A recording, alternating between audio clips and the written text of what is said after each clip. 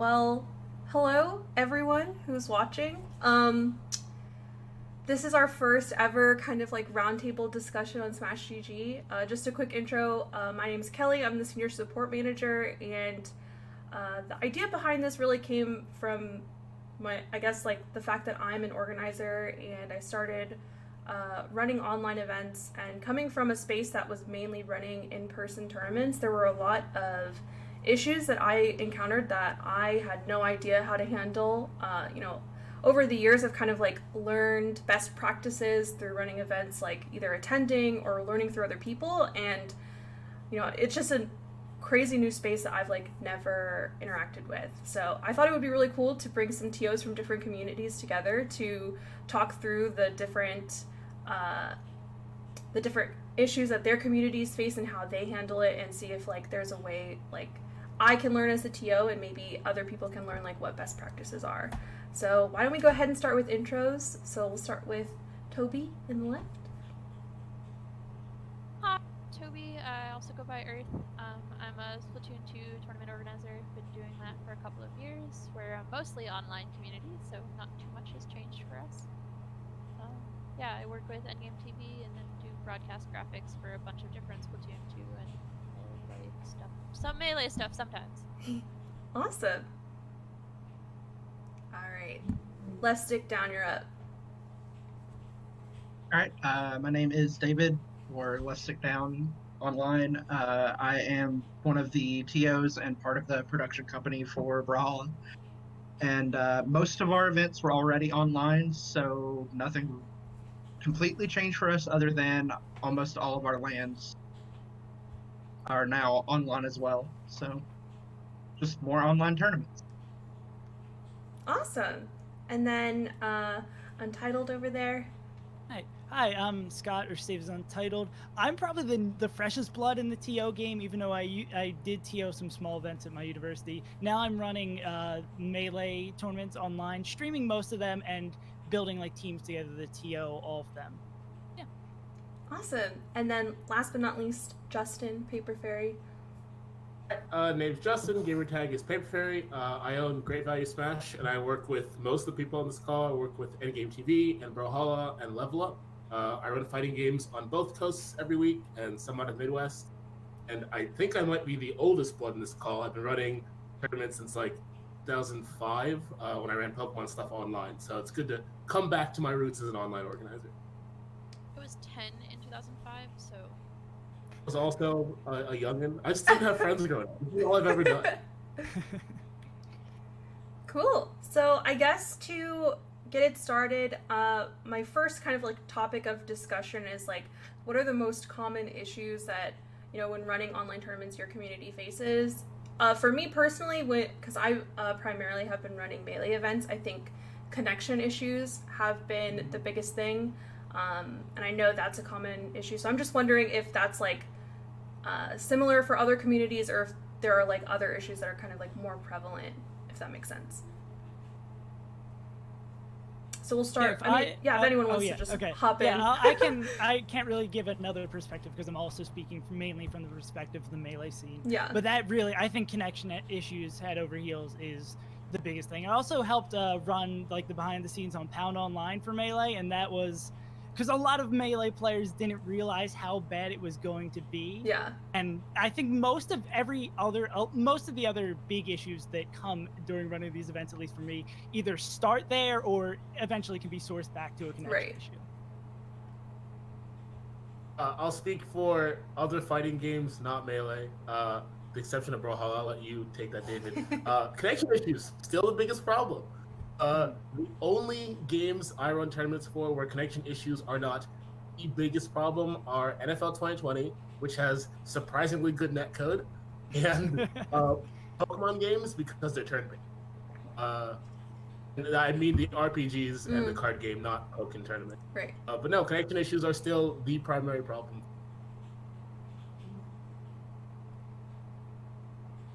As far as Brawlhalla, we don't really have as many connection issues as other games. It is something that pops up from time to time, especially right now with so many people online. I think one of our biggest issues is just people unfamiliar with online tournaments that don't necessarily know how to sign up or how to get in the room or things like that. Right. So, like, you would say, I guess for Brawlhalla, it's more so, like, a lack of maybe tournament experience in general? Or is it Yes. specifically, Our like, median age is, 13 to 17. So you have people that have never really participated in tournaments. Right. Makes sense. Toby, what about for Splatoon? I'm wondering, like, are network issues, like, very common for your community? Network issues are definitely pretty common. I think a lot of teams we have a rule of 1 disconnect per tournament, and the game counts depending on how far into the game it is. So for Splatoon, a match basically takes 5 minutes before it goes into overtime, and if it's been past the 2-minute 30-second rule, or a team has gotten past the 50-point mark, because it's 50 to 100, or 0 to 100, then the game counts anyways. But we find a lot of issues with lag. It's kind of the same as most of the other Nintendo first parties of having those kinds of same issues. It's the fun of having to judge, like, is this lag or is it latency? Right. Like, we have the team from Europe playing the team from Australia. France and Australia are not that well known for having the bestest of internet. So it's kind of like, who do you blame? Do you blame anyone? Is it just something you deal with? Is it just let the teams fight it out? Right. And I think setting those specific rules for connection issues has probably been one of the most difficult things. Not to undermine the work that it takes to run the rest of the tournament, but setting those connection issues in a way, in like a clear manner. I had to, after a player jokingly tweeted, like, oh, because the rules were set up this way, they could hypothetically just maliciously DQ their way through bracket. Right. I was like, okay, this is a wake-up call. So I have like a specific procedure for connections that hopefully is tight enough that people can't maliciously abuse the rules. But I think that if we're going, we're still talking about connection issues being the biggest problem, but that one step further, the biggest part of the biggest problem, I think, is what do you do from that point? Exactly. Do you let it run? Do you kick 100%. someone out? Yeah. I don't even know how to figure out whose fault it is. Yeah. I've heard, like, so many different ways to resolve stuff like this. Like, I think, of course, obviously region locking is a big way to, like, prevent the issues up front. But then, I wonder, I think there are instances, like, where tournaments are not region locking, and then how do you, like, solve that issue? Like, I've heard people, like, use the TO sort of like a central location to, like, try and figure out ping or something. But then I've also, I know of people who have, like, had matches where, like, technically their connection might not be as fast, but it's more stable, if that makes sense. So, like, how do you, like, make a call on something like that? For Pound, and for Quarantine Series Pound and the box, those were not region locked, and the way Ultimate played those out was like, we can't do lag tests in the first round, like the first phase of the tournament, because there's 8 million of you and there's 4 of us, and only 3 of us own a copy of the game.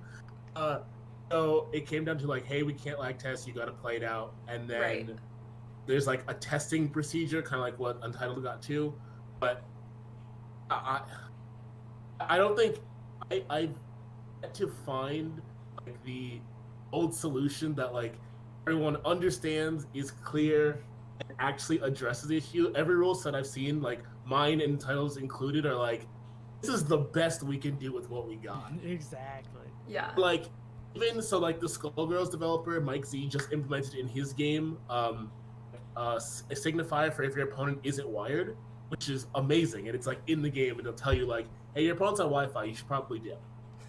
And that's, like, the amazing first step. It's in one game, right? Like, it doesn't help. I don't run Skullgirls tournaments yet, but it's in one game, and that's one developer who's, like, very passionate about fixing this issue. Like, we all know Nintendo's not doing that for any of its time. It's just not going to happen, and so I do feel like we're still in the wild west of, like, how do what do? Yeah, definitely. I'm curious if, because I feel like part of the dilemma, at least for me, is like having the desire to like want to give people like a good experience. Like I could just like tell them, well, you guys have to play, and like whatever the result of like your laggy match is the outcome, right? But like we want to find a solution because like maybe they're saying it's just unplayable. So I don't know, maybe I don't know where I was going with that, but that's just kind of how I feel personally. Like I want to like help these players like figure it out, but if they just like can't play, then we have to kind of go through these steps to figure out how to progress the bracket, right?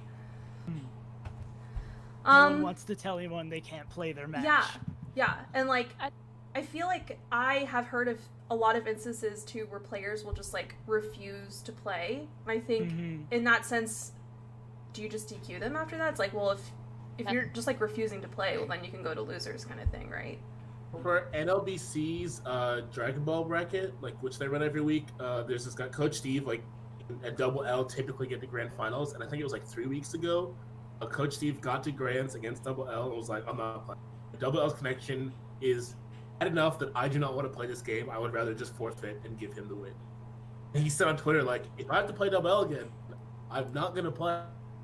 Heads up, like, and I understand where you're from, but like, it sucks for everybody, right? Oh, Like, yeah. It sucks for the streamer missing on the set. It sucks for the competition. It sucks for Double L, who I'm sure is at McDonald's, like on their hotspot, like he's legitimately trying to play. There's no, even when you do stuff like that, like nobody wins. Yeah. I mean, at the end of the day, you do have to just make a decision on it. Like, it's not like nobody's always going to be happy.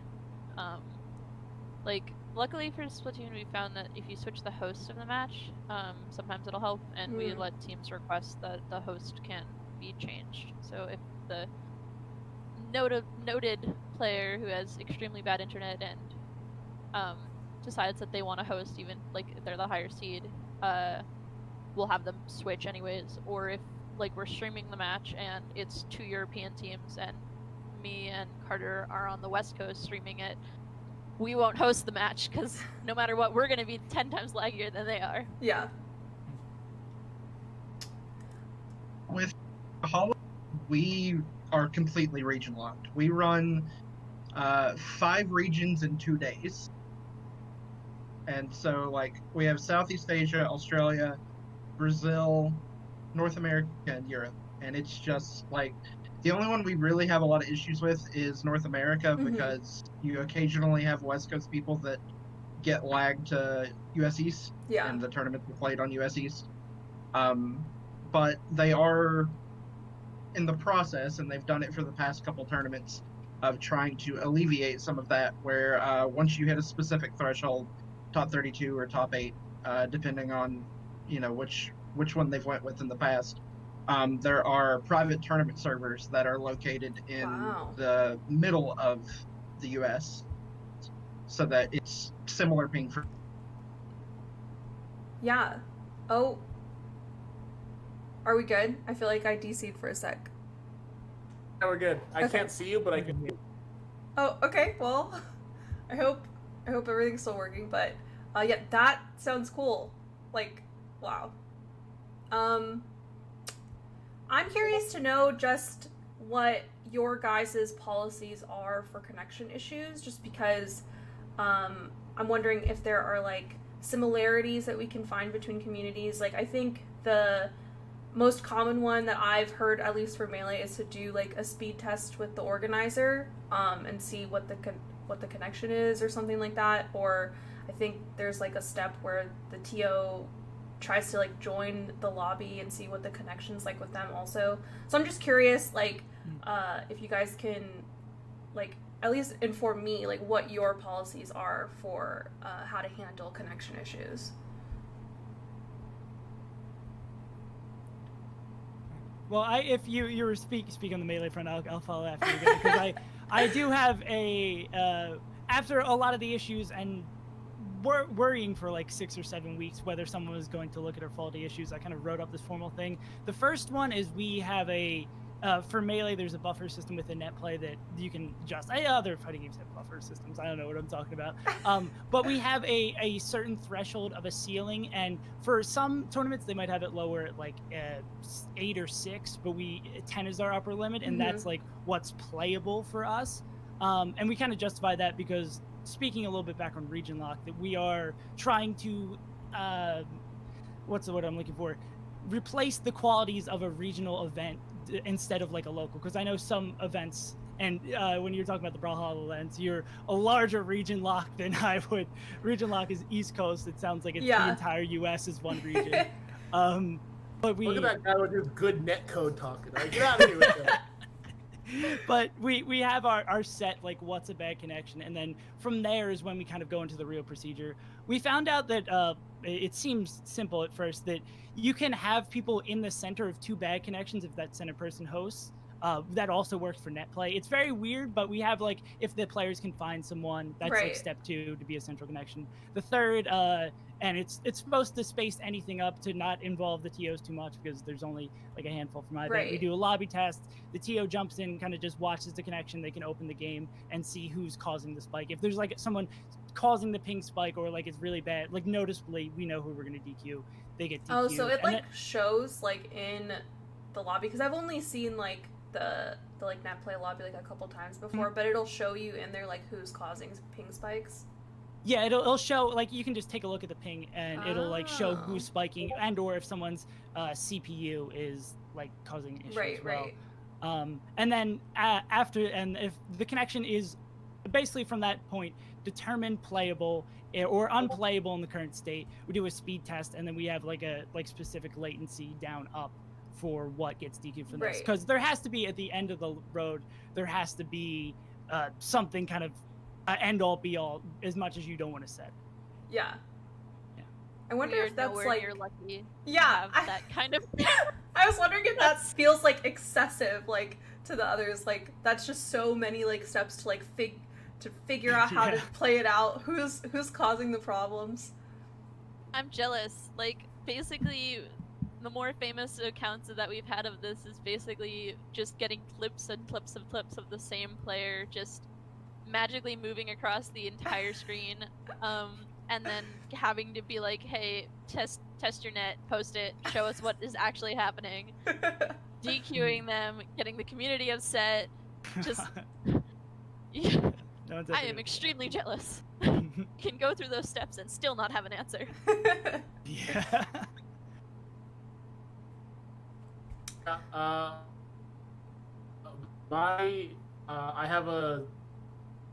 I adapted my rule set from both Untitled's rule set as well as Powerline, what they did, and they use that again for the box. But I require wired internet for all events, so the first, and what I found has been the best, is like, okay, I need a picture of the Ethernet cable attached to the device. And that kills like 90% of the issue, because they go, oh, I'm wireless, I guess you. And people like, I've never seen anyone try to lie about it. Like, people are very upfront, like, oh, you got me. Okay, I won't play anymore. That solves a lot of problems, which is great. I love that.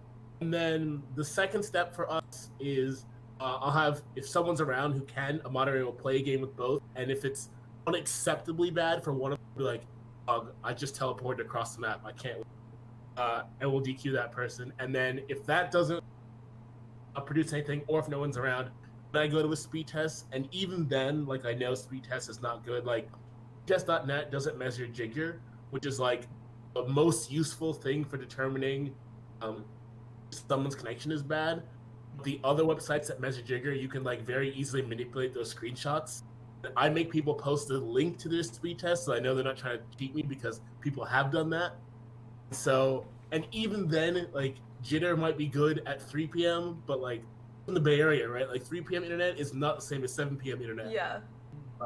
And so like so we do a speed test, and then if anyone's under 5 upload for us, then we DQ, but that's like a last resort. Right. And I hate doing it, because I know it's like, this is barely an indicator of what the problem could be, but it's all I've got to work with, and I have a tournament with 8,000 people in it, and I have to finish this phase in 45 seconds. Yeah.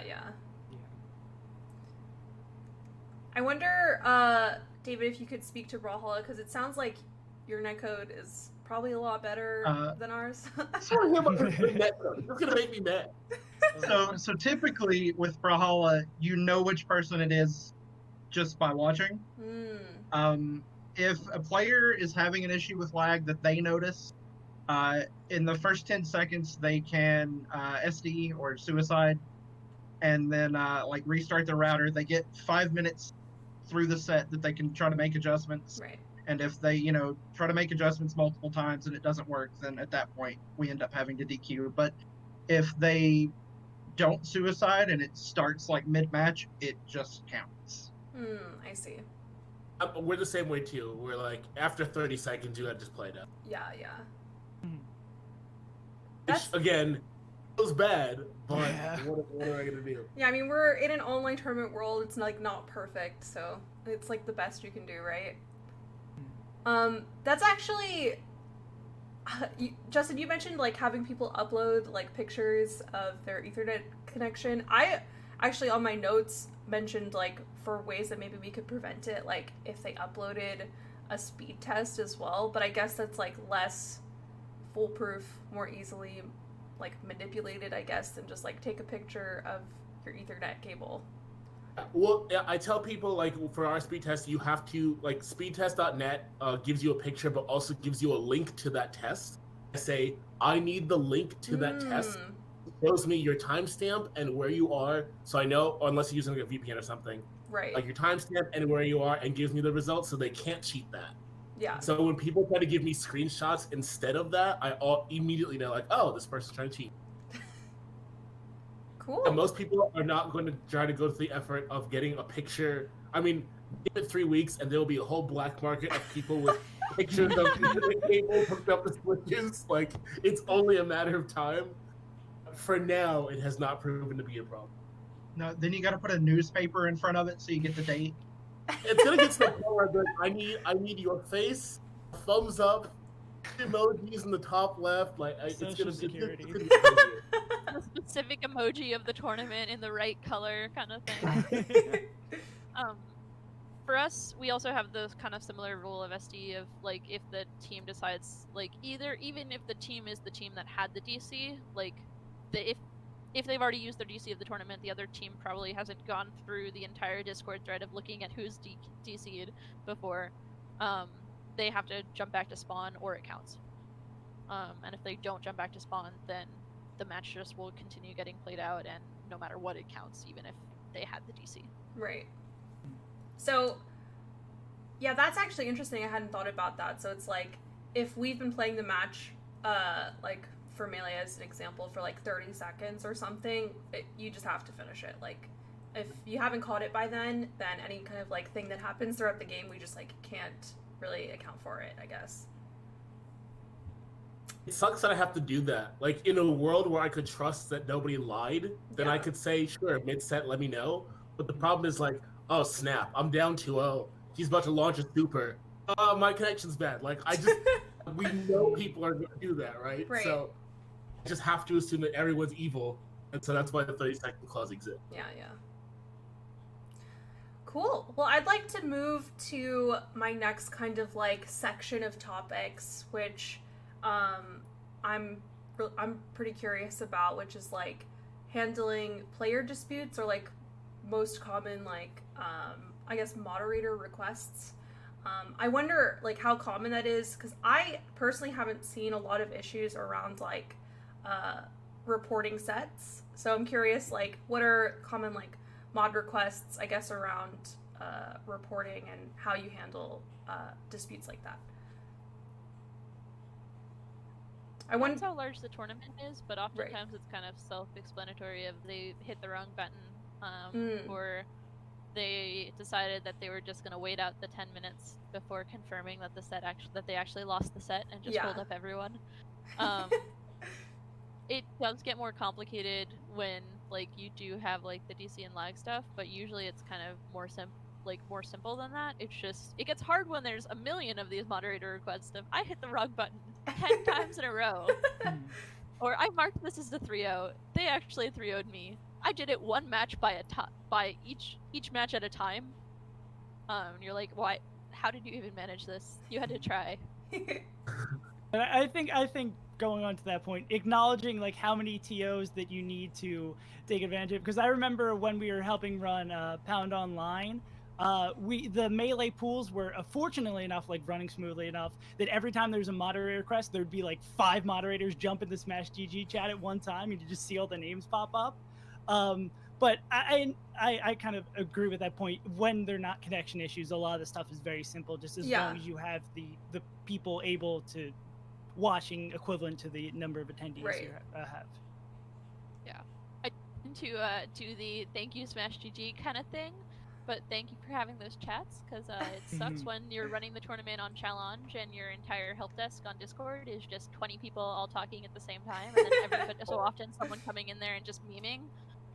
Or like two teams just like yelling at each other, and you're like, I'm trying to follow the other thing. There's so many threads in here. No, who's even playing who? If there was no individual match chat, I just would not run online tournaments. Like, this just no. I cannot deal with. I've done one tournament where I didn't enforce talk in the match chat, and it's just this stream of nonsense in the Discord channel. I'm like, these people like put together the puzzle. I cannot do that.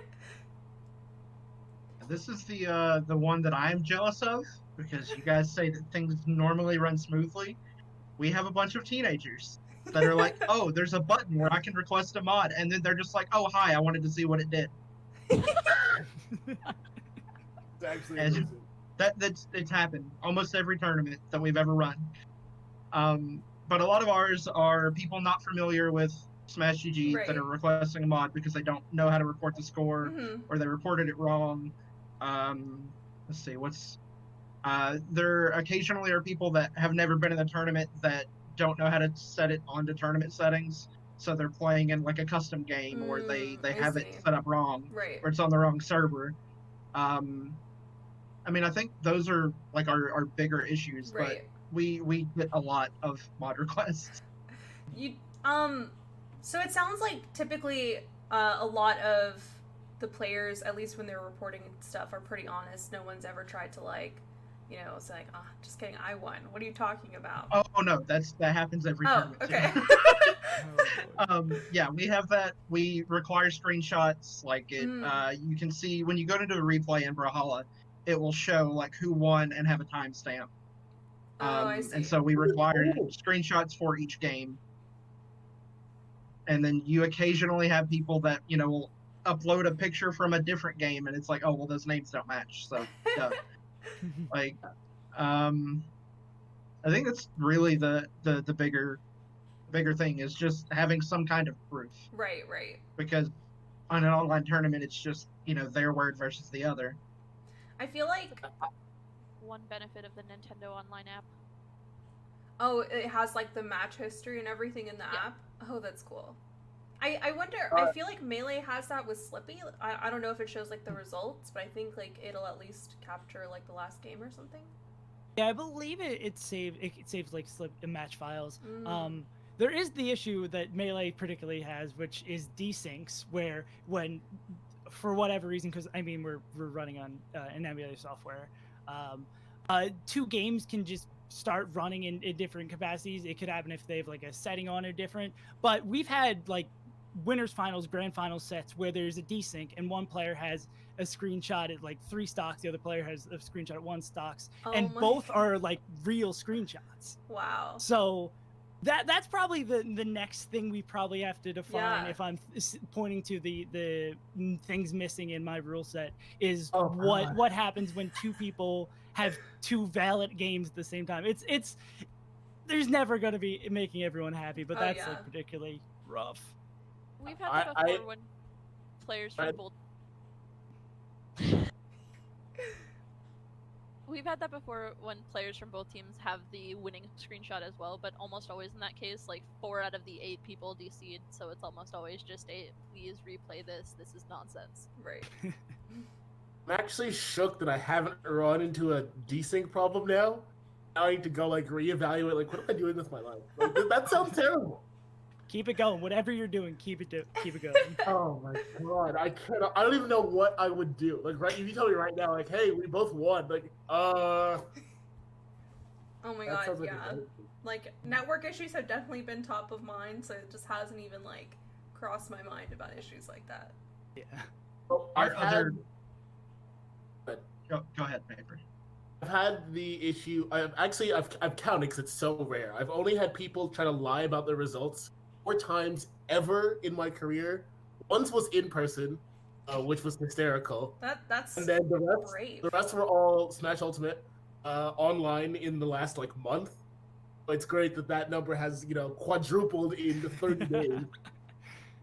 Luckily, Smash Ultimate has like the Smash tag thing where you get their tag if you beat them, and so we just require like, okay, show me that screen. And I've had one player Photoshop that screen to try to show that they had won, but it was like a pretty bad shot. And there was a screenshot on Twitter that was circulating yesterday from the box where the guy tried to take a screenshot of the win screen, but he had beat a computer and tried to provide that screenshot. Wow. But other than that, yeah, people are pretty honest. It's actually one of the things about the FGC that has surprised me that I don't see that happen more often, especially in person. Like, if Bob and Jimmy both come up and say they won, like, what am I supposed? I don't know who won. And so I'm lucky it hasn't happened more, and I'm lucky that online we have like safeguards against it, or somewhat. The most unusual, like very Smash specific problem is I run P+ tournaments as well, and there was a patch that came out where Chia from Clash Tournaments, her controller settings like reset between games. The game didn't tell her, so like she had like R set to jump or whatever, and then it just went back to default. And she was streaming, like I watched the stream, there's no indication that it went to default. So she's playing the game, goes through this tech, and dies on like stock, 3 or whatever, like way past the weekend reset this point. Just like this would never happen in person. We wouldn't be playing on a hot patch the day it came out, but we're online, so why not? So like, man, this would have never happened in person. It's just like a whole new issue that would have never even think about until it's happening. The thing there that's lucky is that like you do have like for us at least we have I guess never mind, actually I wouldn't say Nintendo's patches are more reliable. Never mind. We just always get them dropped the night before Genesis, so it's kind of everybody has been used to it by this point of either there will be a thing that no longer lets you play ranked battles during the weekend of the tournament. We have like a thing called Splatfest that doesn't let you play ranked. Or the patch will just drop immediately and the entire meta will have to change overnight. So you guys had that happens. I thought it only happened to Smash tournaments. I didn't realize that Ultimate had the same, or Splatoon had the same problem where Nintendo just goes, "Yeah, screw your game. We're gonna patch it the day before Major." Yeah, and then you can't play online if you don't update. So we have to make everybody update. So it's just kind of like this awkward balance of being like, "Yeah, sorry, like this weapon was totally overpowered before, and now it's totally nerfed. Good luck." So one of our going back to people like not having settings correct and being in like a custom game, and one of our things is like, if you notice, like you should notice those things before the game starts because it says at the top it's the match. And if you you lock in and you agree to play, you're agreeing to play on those settings. So if you come to me after a best of 3 and you were like, oh, he didn't have it set to tournament settings, it stands because you didn't report it in 3 games. Yeah, I feel like that's a very similar rule to like in-person tournaments. The 0.9 clause, like, dog, you played it. I'm sorry. Yeah, it's kind of, I think it's kind of like, sort of like a gentleman's clause. It's like, neither of you guys noticed, so that's just how it is. Cool. So kind of going back, to the whole match chat thing, I'm curious how often you get reports, either like through mod requests or maybe after the tournament of like harassment. I've seen some screenshots from some of the tournaments of like people just being really nasty. I'm curious if you guys have any kind of like harassment policies for like match chats or anything like that. I've had so many NFL 2020 players wish Corona on their opponents. It's unbelievable. Unbelievable. Yikes. I mean, I we had so people. mad. We had people in was it spring championship, like right after everything came out, that was saying that a caster was going to spread it because he was Asian. Oh my god. And so it's just like, instant DQ. Yeah, like, yeah. I've had a couple, but there's definite people that get upset and then just start spouting off in the match chat, and it's like we can see it. Yeah, so it's there. You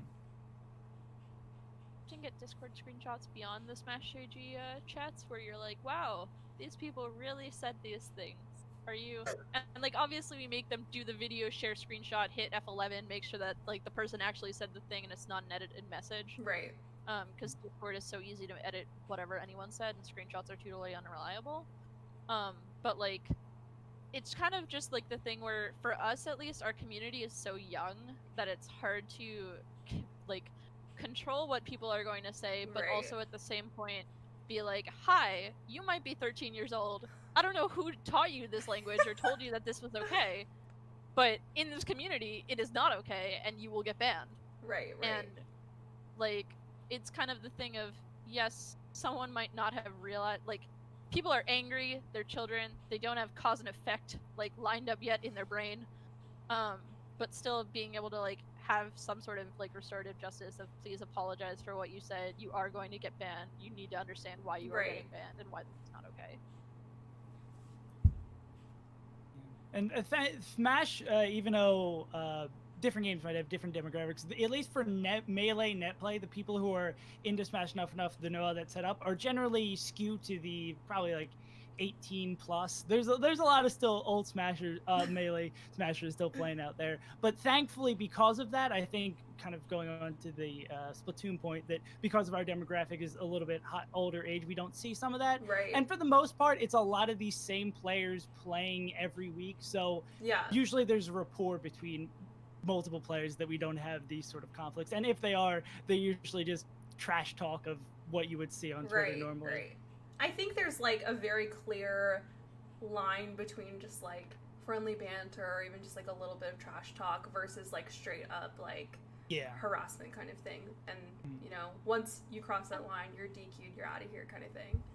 Exactly. MASH, at least, also, you guys, like, most people are signed on to the Code of Conduct, and the Code of Conduct has explicit, like, delimiters of what is more okay and what's not okay in terms of what is a 2.1.1, I think, violation of the COC. Right. So we kind of have that balance, at least, like Splatoon, where, like, there's, like, 4 TO organizations. We, like, have an agreement, kinda, but it's, like, much harder to delineate what is there, and, like, obviously it's still hard, and, like, the COC even notes, like, this is TO discretion. Yeah. But at least there's something. You've got a rule. Cool. Well, we'll just keep on moving. I'd like to move on to a bit of a hot topic.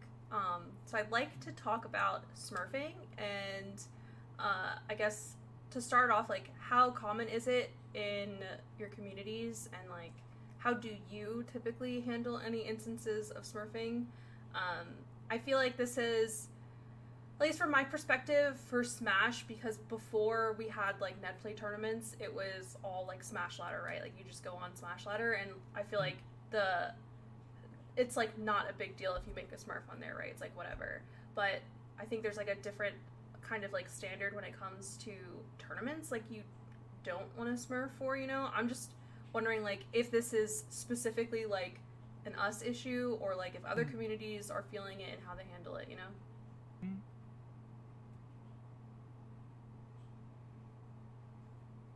Nothing, because it hasn't happened to me personally yet. I'll be honest. Just in real life. Oh yeah, sorry.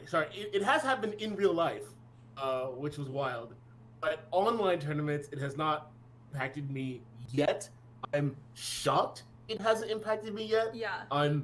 Or it's happening. I don't know about it, right? Like it's only a matter of time for 5 kids all get on someone's tag and just switch controllers based on the matchup. It's like, I can't fight Link. Get in here. Like it's only a matter of time. Dude, too soon. What the heck? Oh no, that wasn't even a reference. Oh, you didn't know that happened? I knew about that. I was not referencing that. I'm dead serious. Like, that is going to happen in a very real way very soon, and I don't have I can't prove it. I can't. Yeah, to that incident, the only reason it worked out is because the kids came clean. They're like, "Ah, we did it." Like, yeah, exactly. I think that's also. Sorry. It happened yesterday where Hugo tried to Smurf to get into an online tournament, and it's like I forget how people found out, but like again, there was like a crack. Someone found out, right. But like there's going to be situations where we just, as TOs, we just will never know. Yeah, I think that's part of the problem. Is like for me, when I have seen it happen, I have like no way to really know. You know, like or at least from what I saw, it was like extremely hard to figure out the identity. You're hearing like so many things, and you can really only like if you confront them and ask them, all you can do is take their word for it, right? Like I at least I don't know of a way to like prove whether or not you are who you say you are, you know? Yeah. And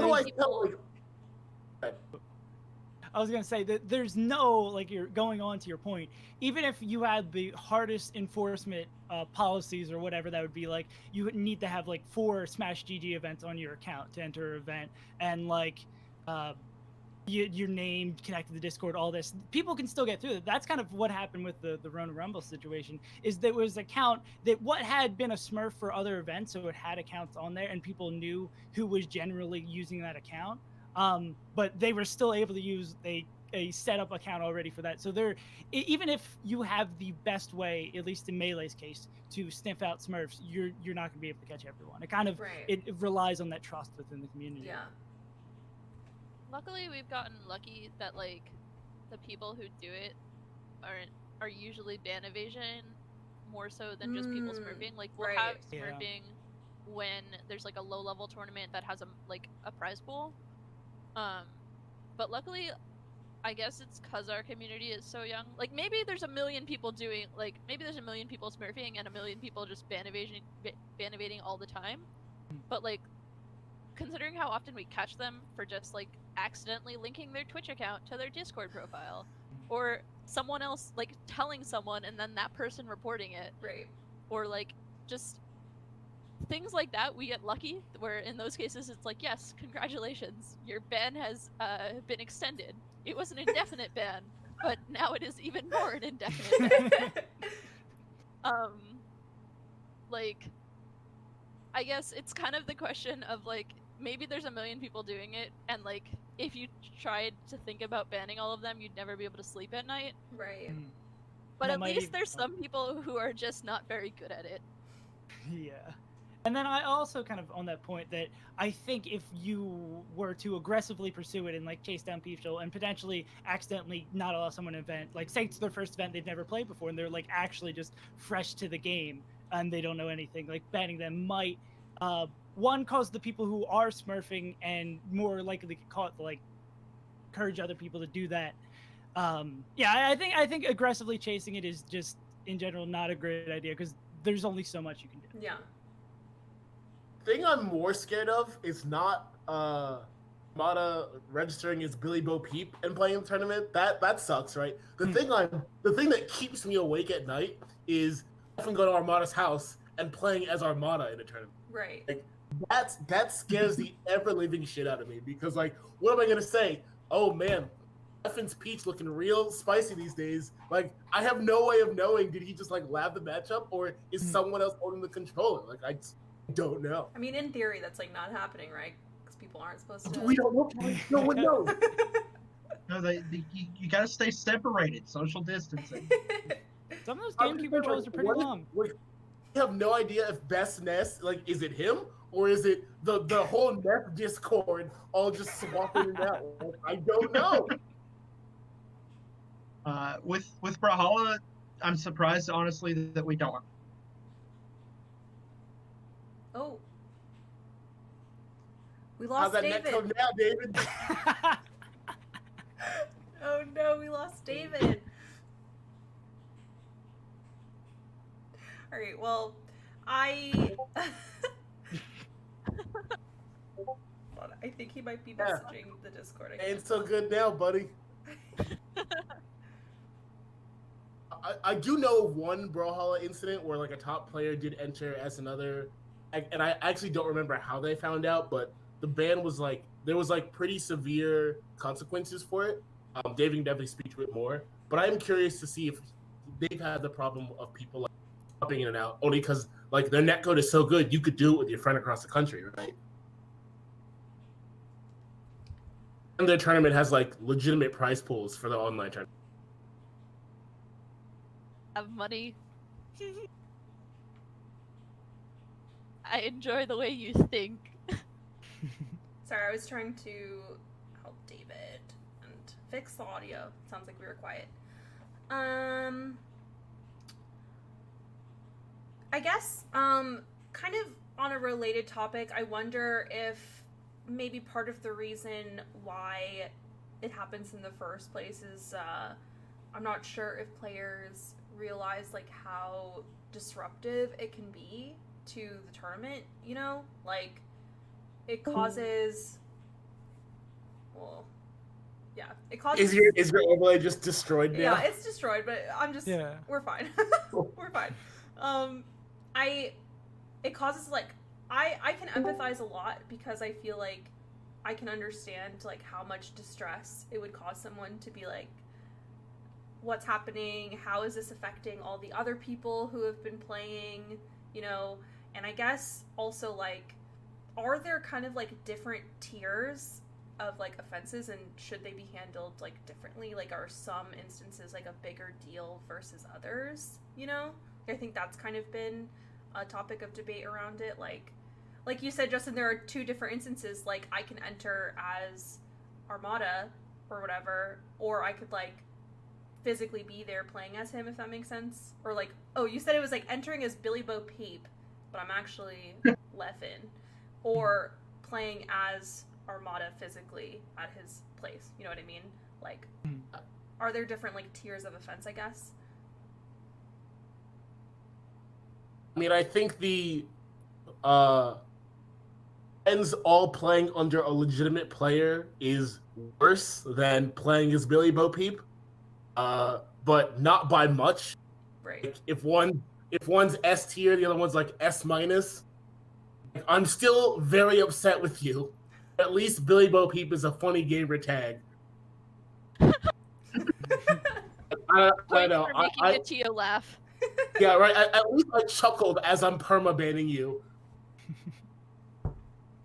But yeah, I would deal with both the same way, which is, yeah, you're out of here. Lefstick, before you died, I wanted to hear, you've had the Billy Bo Peep situation happen in Brawlhalla more than once, right? Well, sort of. We've had two, like, big known issues of smurfing. And it was just one of the pro players made a new account just to see how he could do, like, not how he could do against people without them knowing it was him. Right. Because he is a player that played slower, and so everybody would play a specific way against him. So he was curious just how he would do. And, like, it was right around the time that PS4 started cross-playing with PC. And so everybody was like, oh, maybe it's just an unknown PS4 player.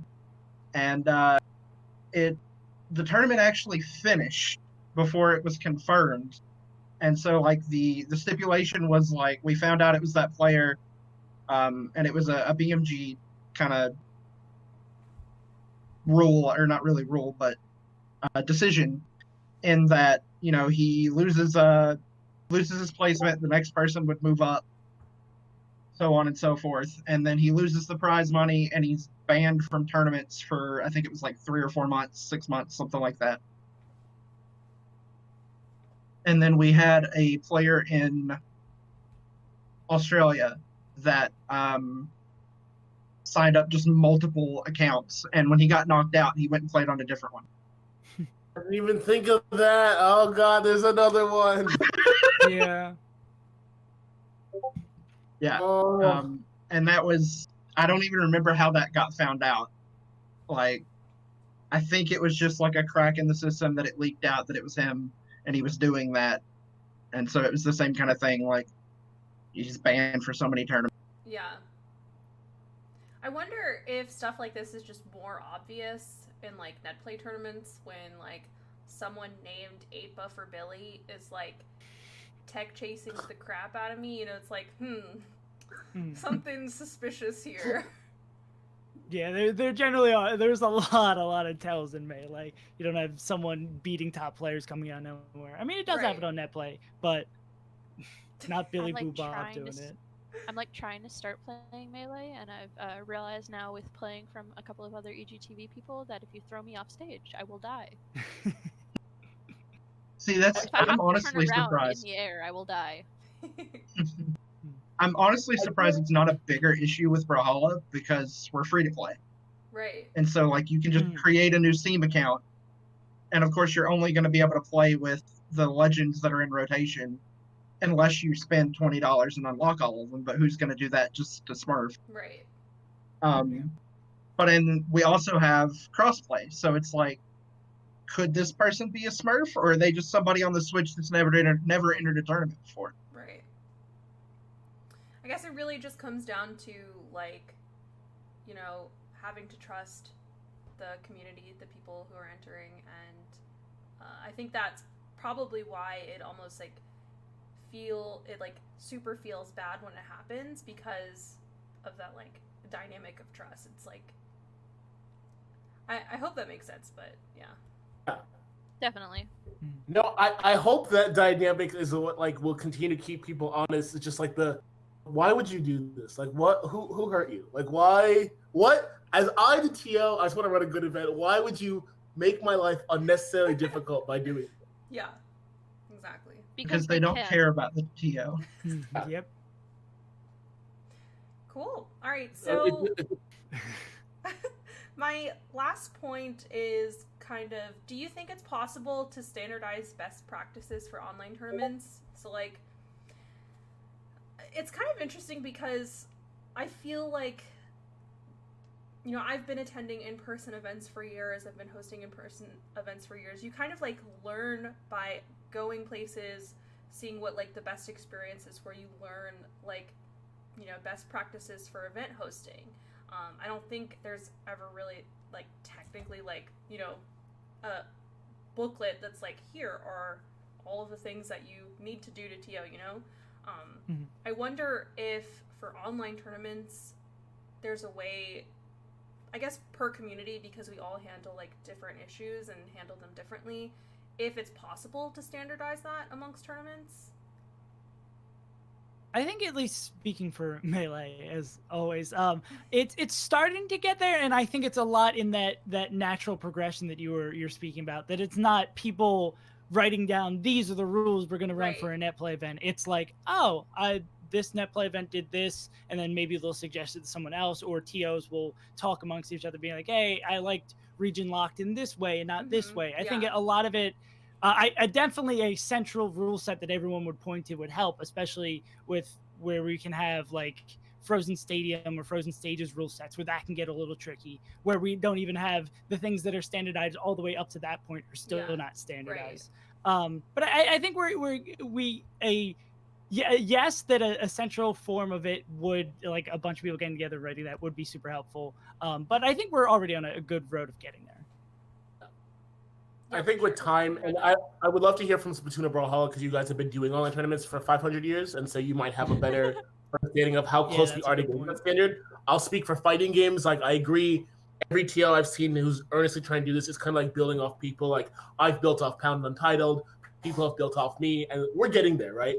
Mm-hmm. But Untitled, you bring up a point that, like, I hadn't considered when Kelly asked the question, where, like, some rule set stuff that, like, we never figured out offline.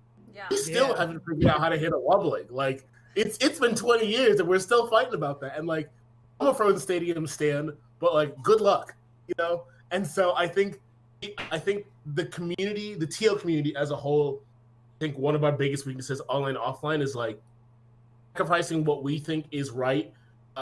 Personally, for like the common good of standardization, I think we need to get past that Right. first before we can all hold hands and say, here's how we deal with lags and Smurfs.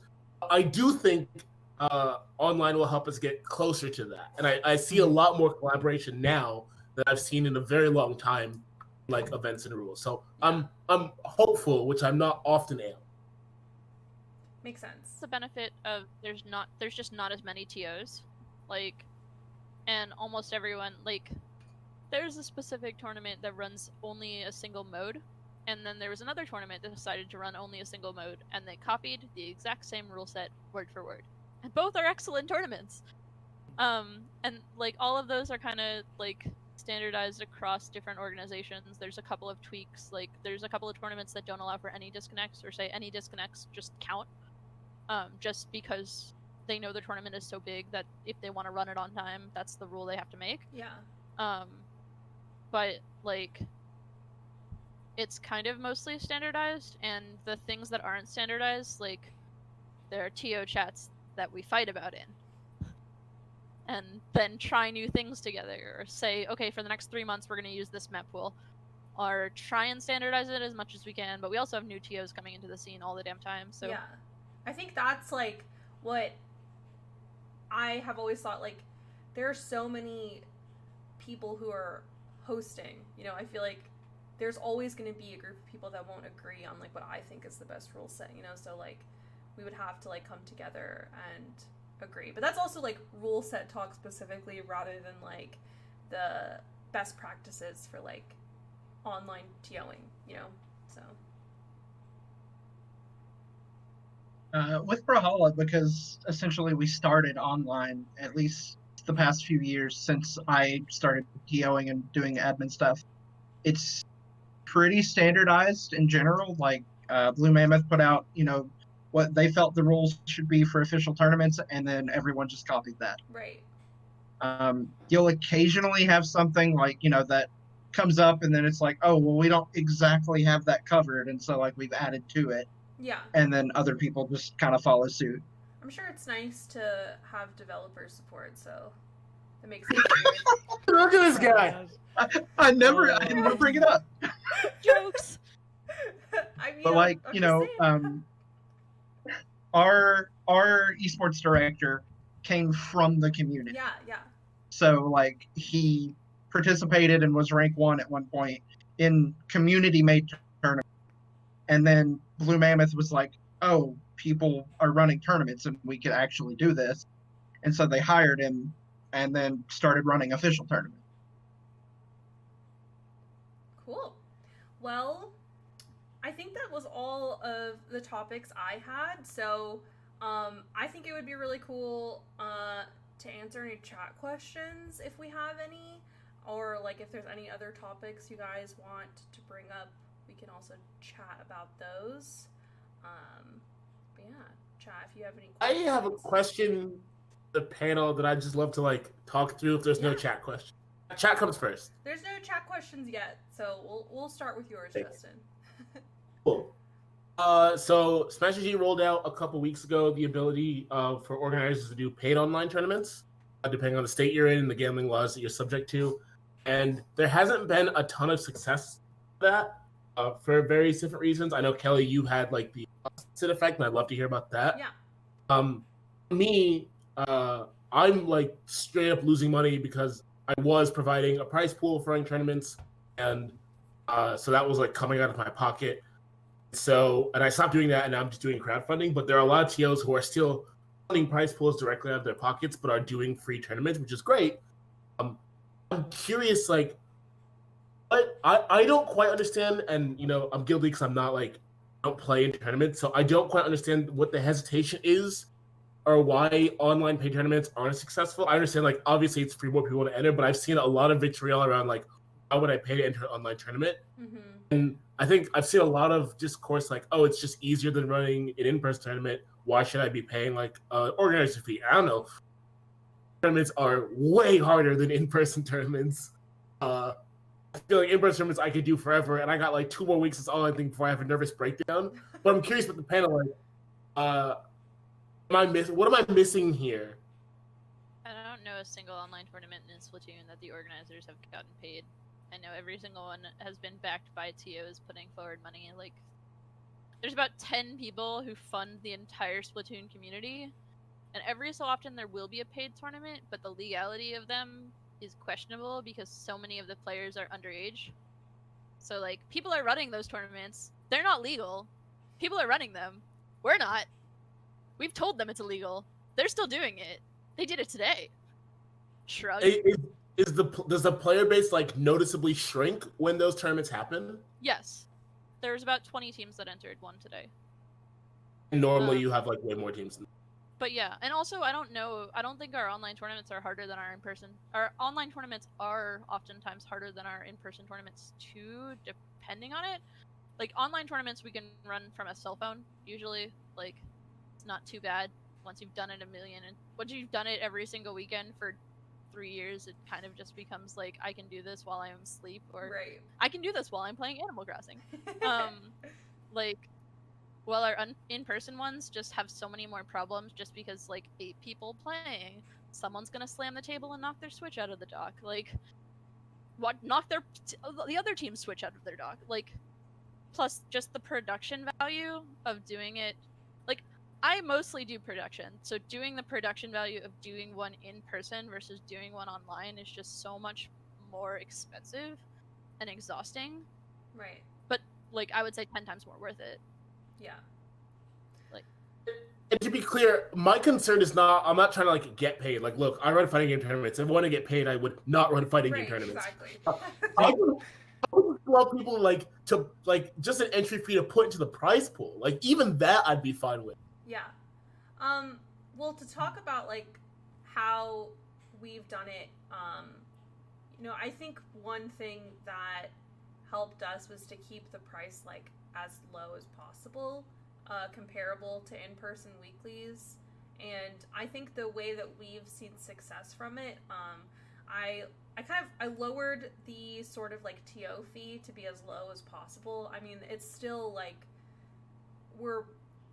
I'm not getting paid from these, it's low enough to maybe cover like potentially stream costs, or like based on our entrance we're maybe getting like $20 a day, and I'd rather that just like go back to the org rather than me, you know what I mean?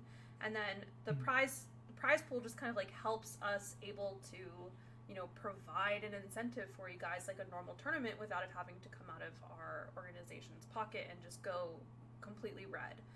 I think the way that we've seen it grow and succeed is by expanding our region. So we were originally like just Florida, but we've kind of like expanded to include a lot of the South and a bit of the East Coast, and also like promoting the crap out of it. Like going back to the old days of just spamming Facebook groups, like hitting up people individually, like just like going back to old school grinding marketing, has really been, I think, what has like taken us from like maybe 12 entrants to like last week I think we had like 32 entrants.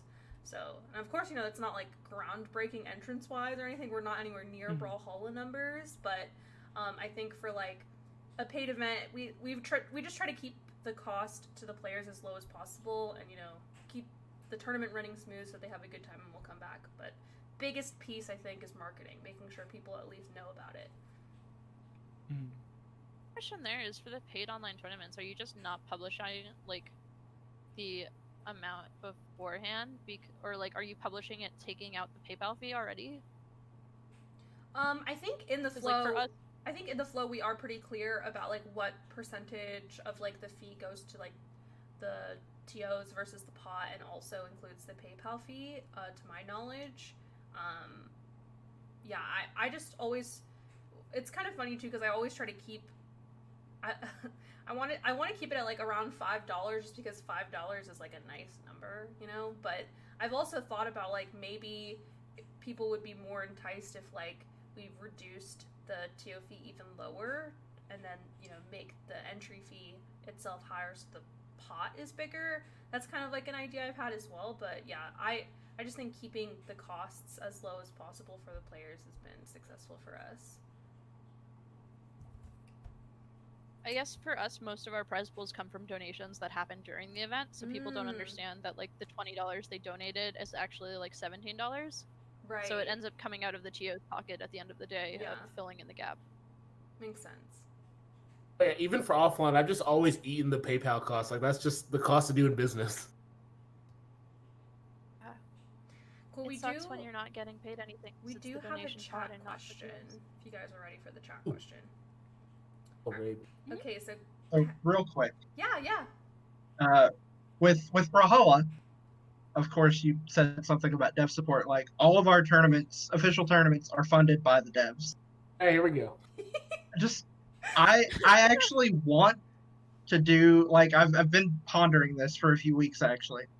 I would like to do a paid tournament, one just to see who would actually sign up, but I want to turn it into like a charity event. So Right. like, part of the pot part of it goes to the player, that's like winner take all, but then the rest goes to charity, just to see what a paid Brawlhalla tournament looks like.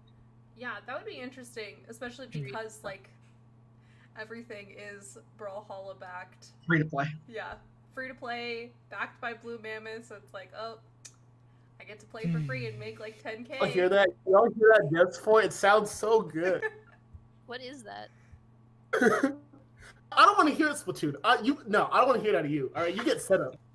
The rest of us We're are not getting even playing the real game. We're playing on an emulator. We win. All right, so Cact asks, a lot of times many TOs actually dislike the idea of a unified rule set / method of running events and would rather do what they or their local scene prefers. What are your thoughts on that? Should they be forced to adapt? Should we let them do their own thing? How do we count it? How do we count it with rankings, etc.? And I want everybody to work together under a unified banner that's standardized and most people can agree with. I don't think that's realistic, unfortunately. I mean, I guess we got to keep doing what we've been doing, which is letting people do what they want, what the local scene wants. I understand that, and I get what people would want to do that. For me, I think when we are all collaborating, I think the end result for everybody is better. And so I don't know, maybe that's just like super idealistic. No, yeah, I get that, but I also don't want to ban wobbling, so. Yeah, and especially if you're just talking about the logistics of banning wobbling, that's awful. People deciding what is and what's not wobbling. But I feel like we're kind of seeing the rebuilding of the wheel on the net play, same version of what we've seen in local scenes, where stuff will be tried out. Like we've had smaller events that are trying out Frozen Stadium and stuff like that, and some events that ban wobbling, some events that don't. I think the bigger events, at least in Melee, where there's at least from I know that there's a lot of varying rule sets can be going on from events. I think it'll work the same way the scene did in person, where generally bigger events will lean on one or two rule sets. Like I think a lot of bigger events have been leaning on like the Smash World Tool rule set, which has wobbling ban, which is another, and a ledge grab limit, which is both really hard to enforce. But I digress. But I think it's both like. We're just seeing a repeat of what happens in person online, as per local rule sets, local people trying stuff out, and then what actually rises to the cream of the crop for bigger events. Yeah, I don't think like the idea of them being forced to adapt is like the way I would say it, but they're almost incentivized to adapt if like all the big tournaments are hosting like the same rule set, right? Like my players are used to. Yeah, like.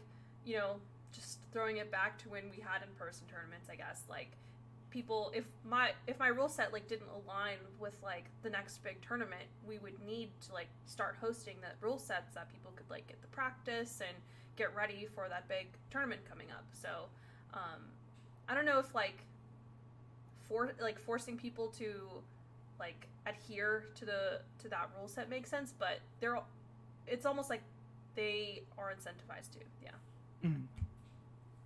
I do wonder, like that rule sets are one thing, but I wonder about like best practices. Like, do you think that there will be social pressure for people to like standardize those as well. Because like with rule sets, it's generally a feel good thing. Like I want to understand confines of which what I'm allowed to want to do, and they have strong semi-educated opinions about them. But like for connection stuff, like most people have no idea what they're talking about. Yeah. And it's not a feel good like subject. It's like, how do I get the other guy DQ'd so I can just play the video game? And so I do wonder if we'll see that same thing that we saw offline, where like, oh, we know what doesn't work, but I do wonder like how long it'll take the online to really coalesce on, start pressuring TOs to be like, hey, the Untitled rule set just handles it for Melee. Why aren't you using that? I'm very interested to see in the coming months how that.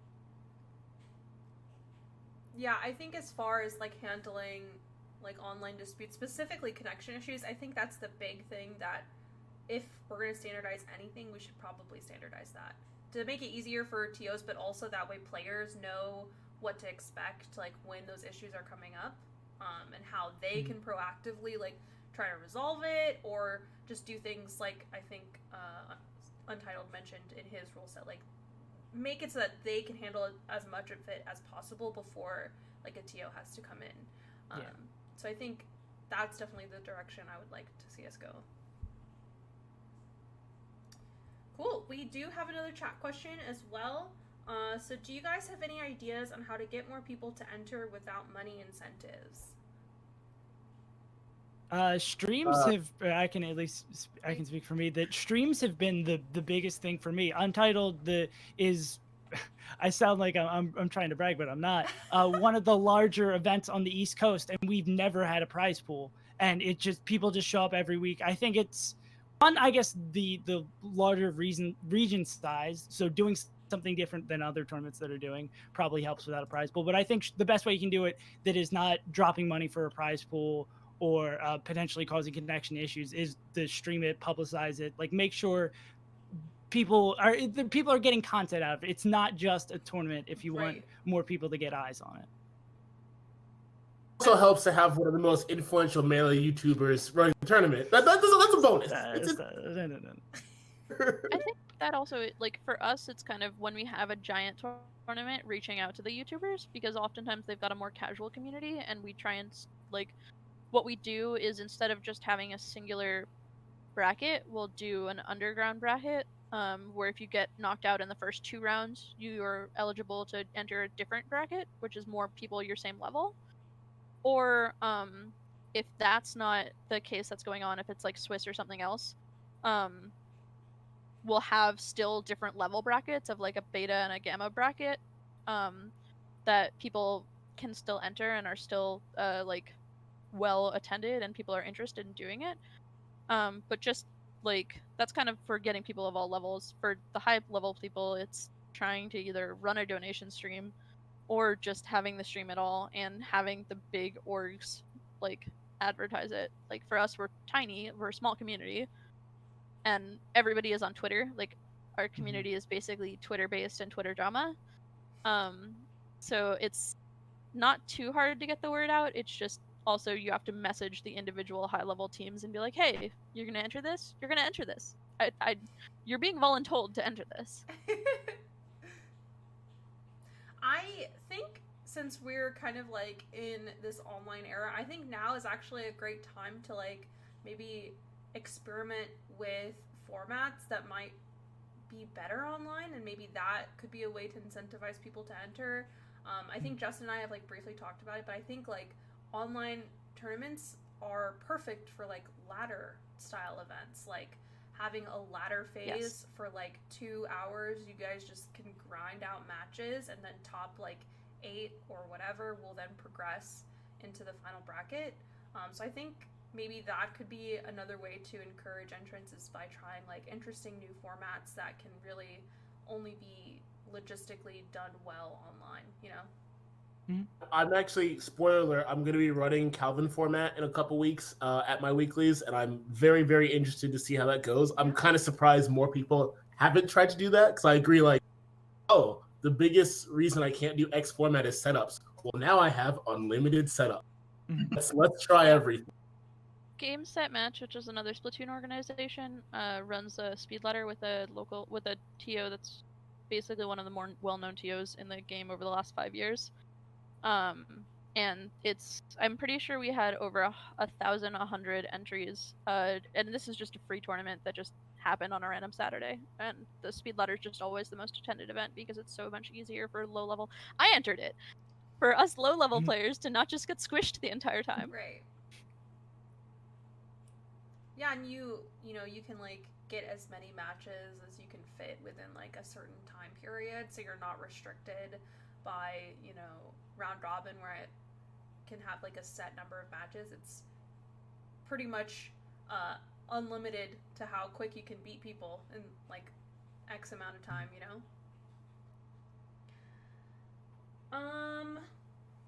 Cool. So I think there is another question. Okay.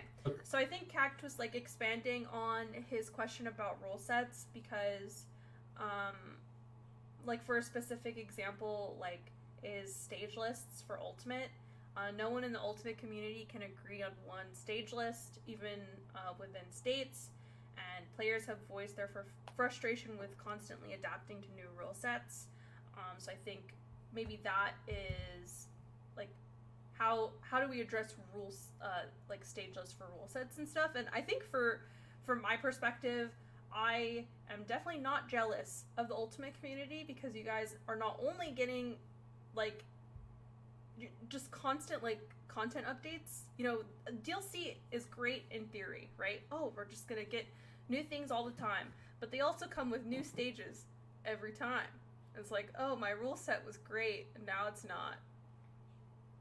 It's always the wild thing about like Smash titles is like with other fighting games you get DLC like, oh, a new character that shakes up the meta, whatever, and there's buffs and patches. With Smash, it's like, oh, this stage turns upside down or turns 45 degrees for some reason it's still legal. Like that whole thing and having to adapt to different tournaments. Yeah, I do not envy Smash Ultimate players in any way, shape, or form. Yeah, and I wouldn't know what to do because I feel like it kind of reminds me of what like the wobbling debate would be. It's like some people are going to be really pro certain stage lists or like not wanting to include certain stages, and while like I might be like pro wobbling, like I don't see the problem kind of thing. I can also empathize with other people's arguments to like against wobbling, even though I personally don't. Like I'm not, if that makes sense, Like I can empathize, but I wouldn't know what to do because I would want to run a pro wobbling event. So I don't know. I'll draw on a personal experience, I guess. For Smash 4 tournaments, I ran all of my Smash 4 tournaments 3-stock. I maintained from the jump. 2-stock Smash 4 is some of the most brain-dead stuff I've ever seen in fighting games, especially in a game where rage is such like a prevalent mechanic. I stand by to this day, I was right. But I was really stubborn in that all my tournaments were one way, and I had a lot of players express that frustration of like, even within my small state, why do I have to play a different rule set when I come to your events? Can we please standardize? And I realize now I definitely should have. I think more TOs need to take the approach I'm taking now and not what I did, which is like, okay, I may not personally agree with this. What's going to be best for my players? Right. I don't think this is an online offline thing. I think it's like TOs need to figure out what's the best good for everybody, like for the most people, and let's just run with that. Yeah. Like I sympathize, but like as we're talking about wobbling here, like 20-year-old game hasn't figured it out either. Like I have no faith that any platform provider is gonna figure out the rule. Like Smash 64 is still having rule set arguments. Okay, like I don't know if that ever is gonna get fixed. I think you should run a wobbling only event. No other players, just wobbling. It's a great idea. That would be all ice climbers all the time. Oh Lord. Yeah, I guess. Thankfully, go ahead, David. Thankfully, with Brawlhalla, for all official tournaments, we have standardized maps, and then like when new maps come out, like they're not immediately put into tournament stuff. Like it's all of our stuff is usually put into an experimental queue, and if it makes it out of that, it goes into like ranked, and then usually if it does well there, it moves into tournaments. I think in the end it comes down to like feeling out what your local community, like what is kind of like the majority, you know? Like, I think, Justin, you bring up a great point that, you know, just because I'm pro wobbling, if like the majority of my community is anti wobbling, like I'll bite the bullet and ban wobbling for you guys, you know? Like, I think it. I mean, you're always going to have people that are upset Yeah. at something. So what's best for the majority is usually the way to go. Yeah, exactly. And that naturally usually comes about through that incentivation. And instead of like when Big House was coming up, Big House had wobbling ban, a lot of events, even that weren't wobbling ban locals, started banning wobbling to prep their players. It's just like the incentive starts to naturally come through and come down the line. Cool.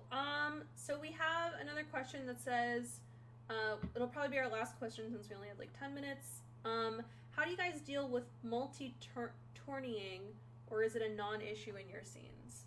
So I'm not sure what multi-tourneying is. I'm Like guessing players- people playing in multiple tournaments at the same time. Yeah. Happened before. Like we have one tournament, it's less of a tournament, and it goes on for like several like months of you play one match a week. And someone like decided to schedule their best of 9 in the middle of a tournament. Oh. And then thought it was part of the tournament match when they showed up to that one. Like, we've had it happen before, but it's mostly just like a funny than anything else. Of like, obviously, if you miss your set, then like you are DQ'd from that set. Like, what else is the plan here? Right, yeah. We've never really had the issue in online tournaments, but at LANs, like our number one player, Sandstorm, also competes and does well in Smash Ultimate. Yeah. And Oh, so God. at Shine, like we got to a point that his match was next, and that was the only match we could play. And we actually took the camera over and recorded, and we're live streaming his Shine match to the Brawlhalla so that we had content and didn't just have to put up a Be Right Back screen. Yeah, I mean, I feel like that is a very common issue with in-person tournaments, and like, I don't know that there's like a great solution for that, but for online, I feel like as long as you're not causing delays, like, it's chill, you know? I can actually speak to this super in depth. I didn't mean to cut you off, Kelly. No, it's fine. That was the end of my thought. So, New England, you know, my home region where I run half my tournaments has a bunch of fiends who just play in like as many Wi-Fi tournaments as possible, and I won't name any names. But on a given day, they're playing like 9 tournaments at once. There was a point where they were physically coming to our weeklies and playing on an online tournament in between their real set. Oh my god. Absolute grinders. So it's to the point now where like if they enter my tournament, I know that they're entering like for the tournament. Right. And what those players will do is that they'll like min-max the, okay, I want to, you know, this tournament has this prize payout. I know I can make 4th place here. I'll just DQ out of winners in this tournament and I'll keep playing losers. And we let it go because my rule was your rule, Kelly, which was like, look, if we're not holding up a tournament, I don't really care what you do. You can go milk a cow for all I care. Just be here, play your set, and go away. Fine. Problem that I had enough players complaining where like the second seed would drop into losers because he was playing in really low peak tournament, and then would come back and try to play losers and do a run there. So our org talk, and we were like, okay, we'll just say no multi-tourneying. Or if it was like, okay, well, what if they DQ for legitimate reason the winners and then run losers? And are those players that can forever? You're out of here. And if we catch you multi-turning in any way, shape, or form, out of here, because that's the only way to like lock it down. And I hate that I had to do that. I really tried to play ball with those ass clowns. I really did, but like it got to a point where like people are getting pissed off every week, and I have to like at the end of the day I have to value the chance for everybody and not the 3 or 4 grinders who are just trying to get paid. Which I respect the hustle. I understand you got bills to pay, but I have a tournament to run and I have people to keep happy too. So I don't know if Justin cut out for anyone else. I kind of missed a little bit of it, but I think, I think what kind of makes sense. Yeah. What did you miss? I can start. I kind of missed like what the options were that you were considering to like resolve Originally we were gonna say like, oh, if we catch you multi-tournamenting, we'll just DQ the losers automatically, and then it was like, are people gonna start throwing sets or lying about it? And we didn't want to become the multi-tournament police. Right. So our rule set fixes if you DQ winners, you are DQing losers, and if we catch you multi-tournamenting, we're gonna just DQ you from both either way, which Right. covers. The only option it doesn't cover is if you throw a set in winners and you're like smurfing on another account on another platform, then yeah, I can't catch you. Yeah. You won. Congratulations. But otherwise, I think what I have right now is pretty airtight, and it sucks that I had to do that. Yeah, I mean, it sounds good. I mean, it sucks that, like, if anyone DQs from winners, that might have, like, a legitimate reason, but I think in order to prevent these people from, like, harming the tournament experience, I think it's a fair compromise to make. Yeah.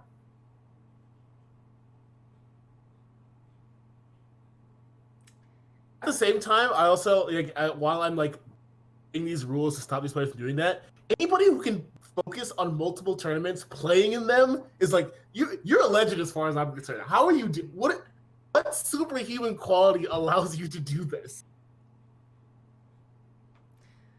Cool. Well, we're pretty much out of time. I don't have any more chat questions, so I think we're going to wrap it up here. I appreciate you guys for coming out and chatting with me. I've learned a lot, and I'm really excited to like take what I've learned to my tournaments, and I hope you guys had a good time. I had fun. So. It was fun. Thanks for having me. Thank you for having me. Lots of fun. All right. Let's come back in 2 weeks and see if any of us have quit at that point. We'll lose one a week.